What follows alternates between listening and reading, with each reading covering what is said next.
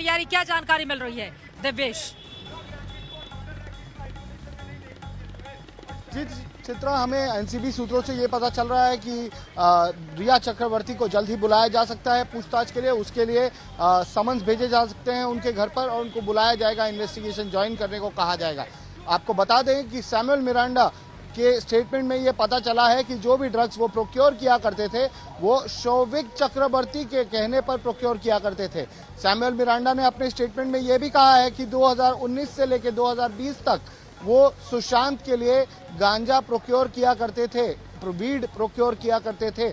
इसके अलावा उन्होंने अपनी स्टेटमेंट में मार्च के उस ट्रांजैक्शन के बारे में बताया जिसकी व्हाट्सएप चैट आई थी। व्हाट्सएप चैट आज तक पर सामने दिखाई गई थी जिसमें रिया चक्रवर्ती शौविक से बात कर रही हैं ड्रग प्रोक्योर करने के बारे में, बड प्रोक्योर करने के बारे में। और उस बारे में स्टेटमेंट में सैमुअल मिरांडा ने यह साफ बताया है कि किस तरीके से उन्हें 5 ग्राम बड खरीदने के लिए भेजा गया था। उन्होंने 10,000 रुपये HDFC बैंक के ATM से विड्रॉ किए और उसके बाद एक रेस्टोरेंट जो वो बांद्रा में है उसके पास जाकर बसीत परिहार से ये ड्रग उन्होंने खरीदा। बसीत परिहार आपको बता दें वो भी अरेस्ट हुए हैं, वो भी आरोपी हैं और फिलहाल एनसीबी की कस्टडी में है। शौविक भी अब एनसीबी की कस्टडी में है और सैमुअल मिरांडा जो कि ट्रांसपोर्टेशन का काम करते थे, शौविक के कहने पर ड्रग खरीदा करते थे और उसके बाद रिया के घर, वाटरस्टोन क्लब और सुशांत के घर पर वो उस ड्रग को डिलीवर किया करते थे।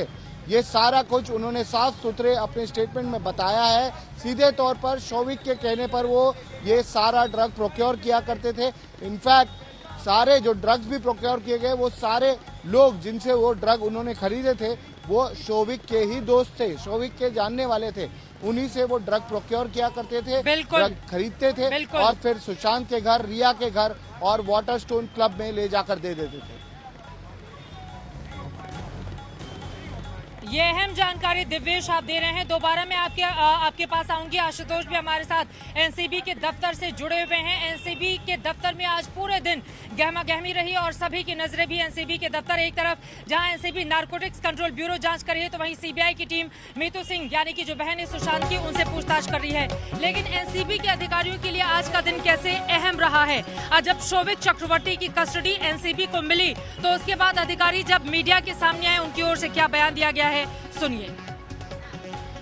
और बड़ी जानकारी मिल रही है एनसीबी के सामने कल पेश होगी रिया चक्रवर्ती कल एनसीबी के सामने पेश होगी। ये बहुत बड़ी जानकारी इस वक्त की क्योंकि रिया चक्रवर्ती ये वो महिला जिसके ऊपर सबसे ज्यादा सवाल खड़े हो रहे हैं। और आपको बताते चले भाई बहन का जो चैट सामने आया है उससे ड्रग की डीलिंग में दोनों किस तरह से लगे हुए थे, किन किन लोगों को ये ड्रग पहुंचाने की कोशिश कर रहे थे और क्या सुशांत सिंह राजपूत को भी ड्रग की लत रिया चक्रवर्ती ने ही लगवाई। ये भी अपने आप में महत्वपूर्ण सवाल जो परिवार की ओर से लगातार आरोप लगाए जा रहे हैं रिया चक्रवर्ती के ऊपर। और जो उनके व्हाट्सएप चैट हैं वो भी कहीं ना कहीं इस ओर इशारा कर रहे हैं। इस वक्त की बड़ी खबर यह है रिया चक्रवर्ती कल एनसीबी के सामने पेश होंगी। यकीनन एनसीबी ने जो लंबे सवालों की फहरिस्त इस वक्त तैयार करके रखी हुई है उन सवालों का जवाब देगी, जिसमें सबसे बड़ा सवाल यह है कि ड्रग्स को लेकर जो चैट सामने आए हैं क्या वो आपने खुद किए थे, क्या आप ड्रग्स लेती थी, क्या सुशांत सिंह राजपूत को ड्रग्स लेने की लत आपने लगवाई थी, क्या सुशांत सिंह राजपूत आपसे कहा करते थे ड्रग्स को ले आने के लिए, क्योंकि एक चैट में वो का जिक्र किया गया है। अब वो कौन है ये भी अपने आप में बड़ा सवाल। लेकिन परिवार जिस तरह के आरोप रिया चक्रवर्ती के ऊपर लगा रहा है बहुत सारे सवाल ऐसे हैं जिनका जवाब मिलना बाकी है। दिव्येश एक बार फिर से आपका रुख करते हुए रिया चक्रवर्ती कल एनसीबी नारकोटिक्स कंट्रोल ब्यूरो के सामने पेश होंगी और क्या जानकारी मिली है दिव्येश?